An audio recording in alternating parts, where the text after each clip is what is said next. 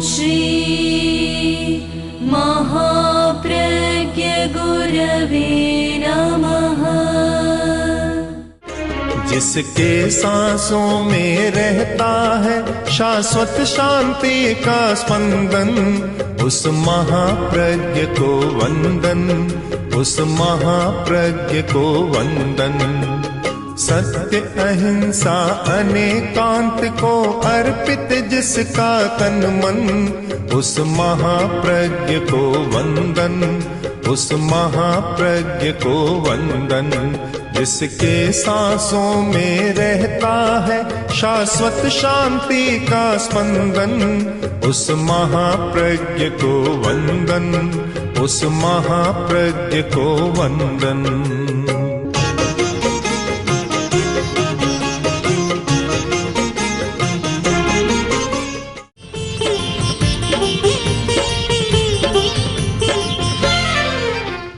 हम चलते हैं,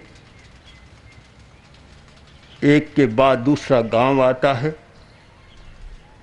एक के बाद दूसरा आदमी सामने आता है। मैं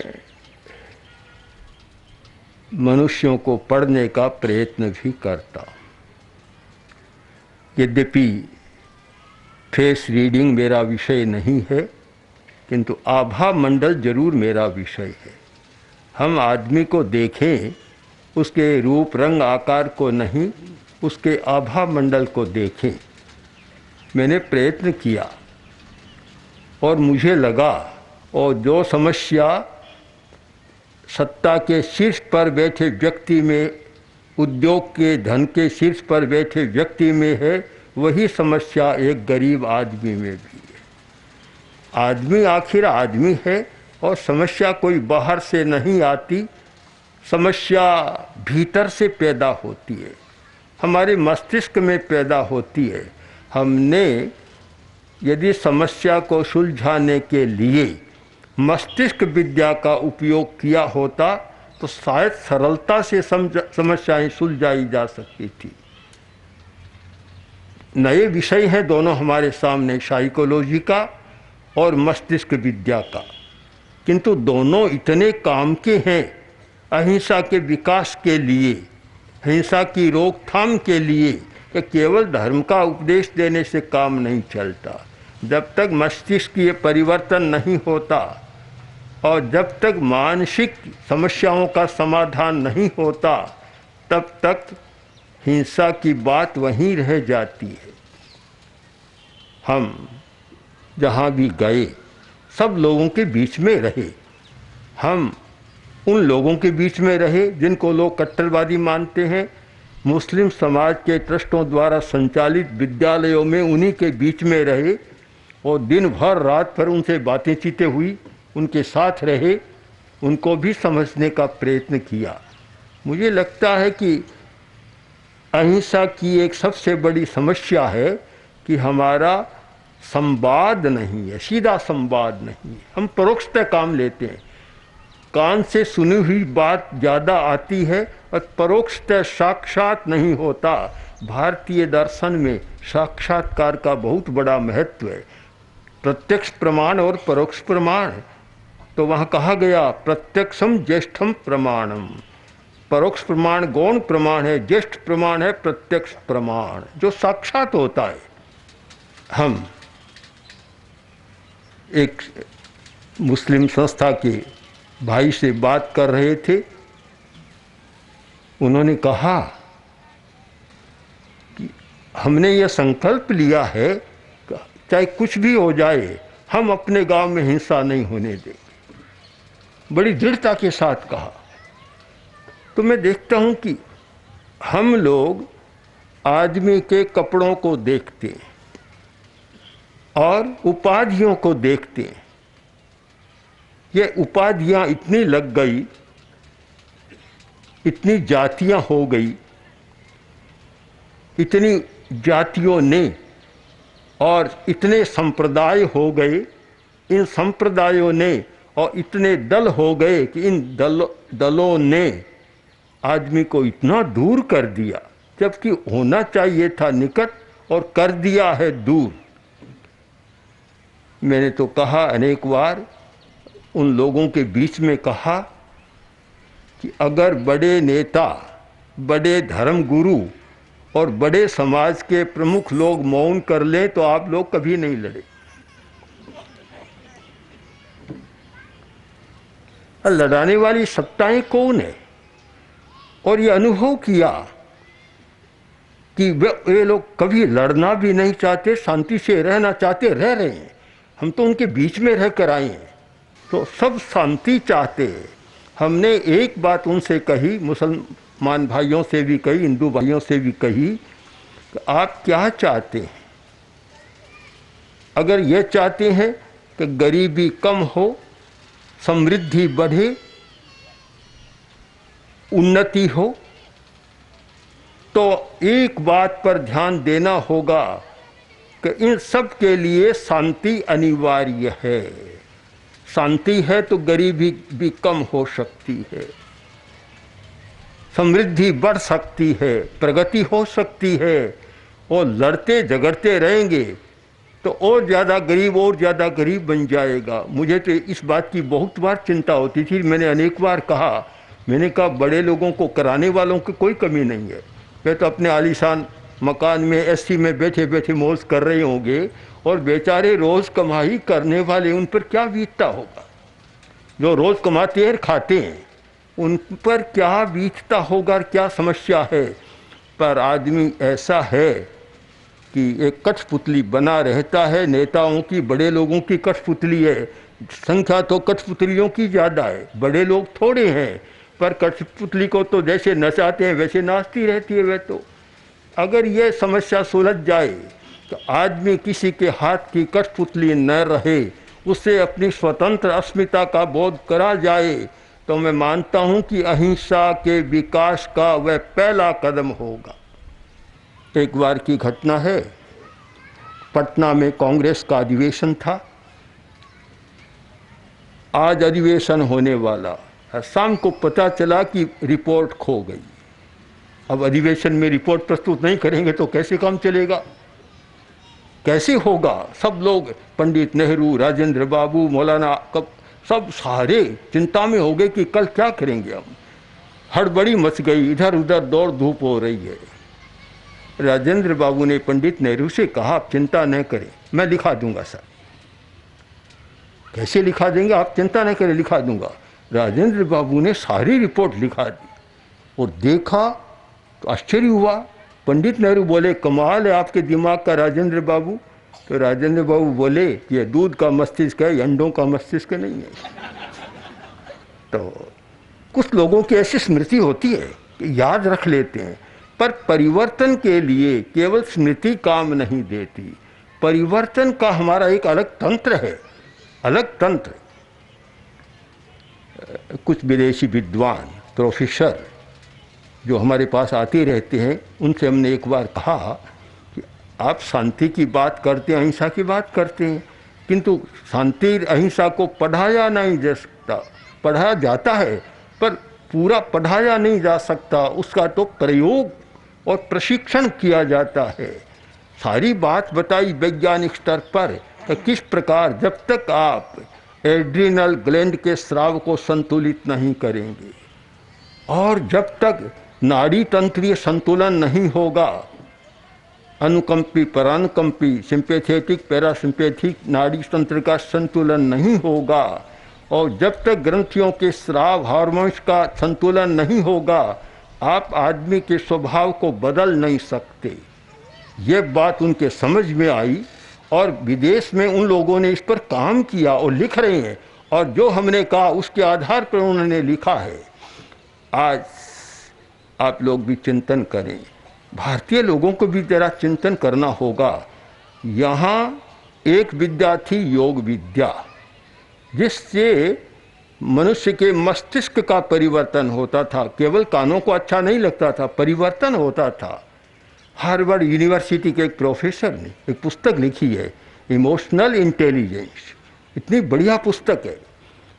उन्होंने जो हम जीवन विज्ञान के लिए काम कर रहे हैं और वह पुस्तक हमारे पास पहुंची तो हमने कहा जो हम कह रहे थे वही बात उन्होंने पकड़ी है कि जब तक हमारी इमोशन पर हमारा कंट्रोल नहीं होता और कोरी इंटेलिजेंस यानी इमोशनल इंटेलिजेंस का विकास नहीं होता, तब तक अच्छे व्यक्तित्व का निर्माण नहीं किया जा सकता। उन्होंने बहुत लंबे समय तक रिसर्च करने के बाद पुस्तक लिखी। उन्होंने बतलाया कि मैंने ऐसे लोगों को देखा कि जो कम पढ़े लिखे लोग हैं किंतु जिनका इमोशन पर कंट्रोल है, भाव संतुलित हैं, उनके नीचे बहुत पढ़े लिखे लोग उनके नीचे काम करें जिनका इमोशन पर कंट्रोल नहीं। आप भी किसी आदमी को रखें, आदमी को, और दिन में सोवर आपको सताए, दूसरे दिन छुट्टी कर देंगे। हम एक शहर में थे, राजस्थान के एक शहर में, और उनकी एक पुत्र वधू थी। इमोशन पर कंट्रोल नहीं था, नियंत्रण नहीं था। गुस्से में आती तब बाजार में जाकर सड़क पर बैठ जाती। भाई आया मेरे पास, बोला कि क्या करूँ, यह हो रहा है। मैंने कहा तुमने पहले रूप को देखा, रंग रूप में बड़ी अच्छी, तुमने चमड़ी को देख लिया, रंग रूप को देखा, यह देखते भीतर में कैसी है। केवल बाहर को देख कर लाओगे तो ऐसा ही होगा, और क्या होगा फिर। केवल बाहर को मत देखो, भीतर जाकर देखो कि वह कैसी है।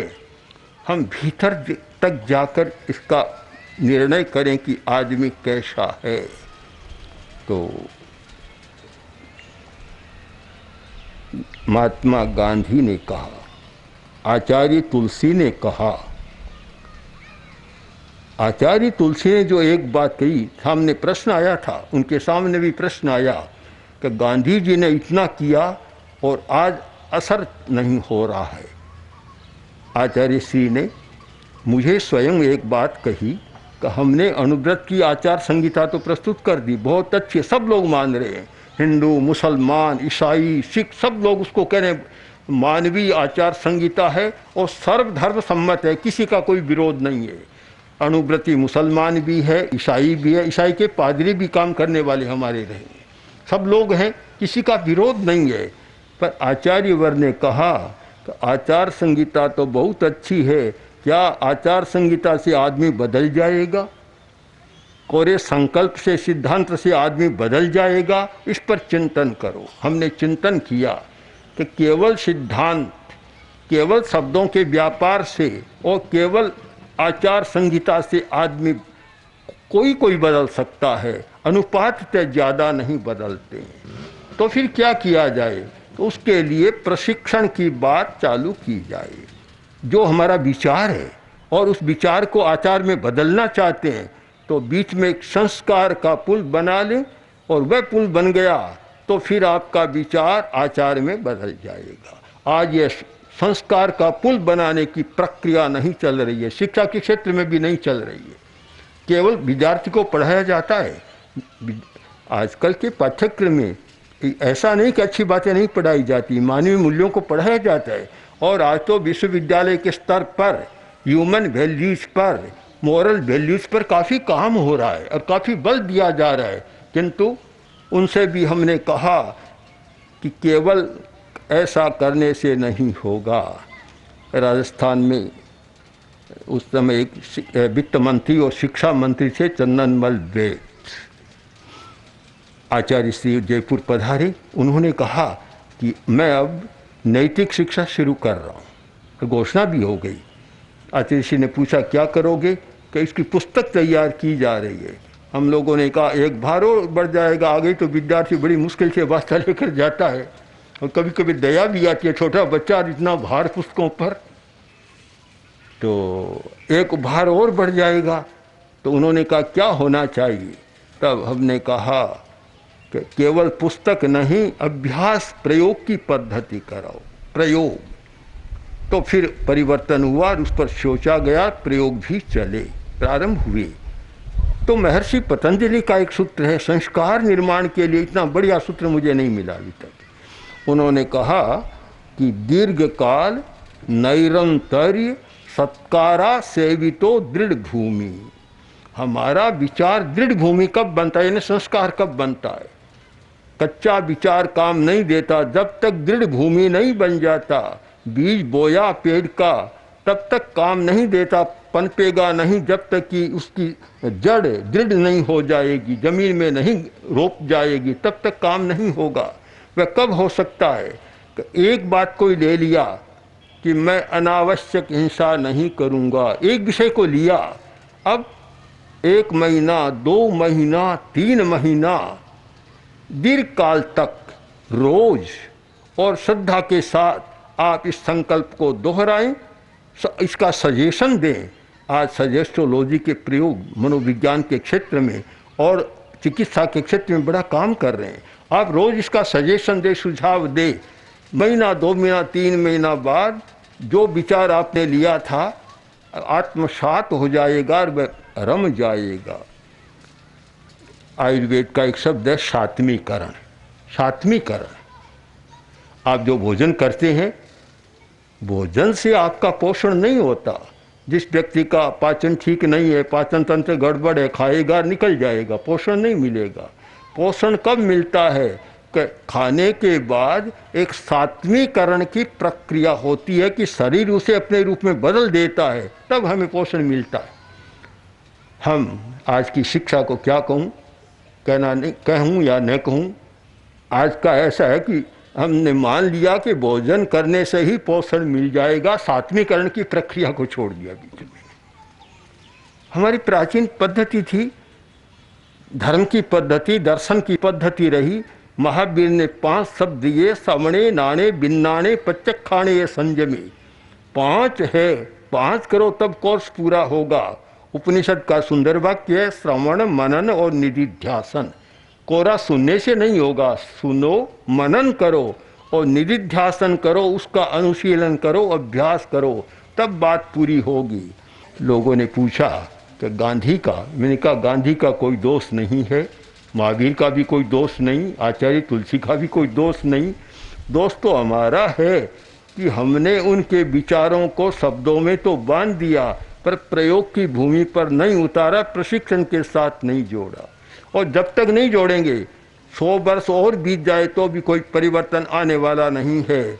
और यह मैं अनुभव के आधार पर दृढ़तापूर्वक कह सकता हूँ कि अगर प्रशिक्षण प्रायोगिक चले, कोरा सैद्धांतिक नहीं, प्रायोगिक प्रशिक्षण अभ्यास का चले तो 100 में 50 व्यक्ति तो जरूर बदल जाएंगे। हो सकता है ज़्यादा नहीं भी कहूँ तो आधे तो बदल जाएंगे। जहाँ 50 बदल जाते हैं वहाँ कोई समस्या भी नहीं रहती।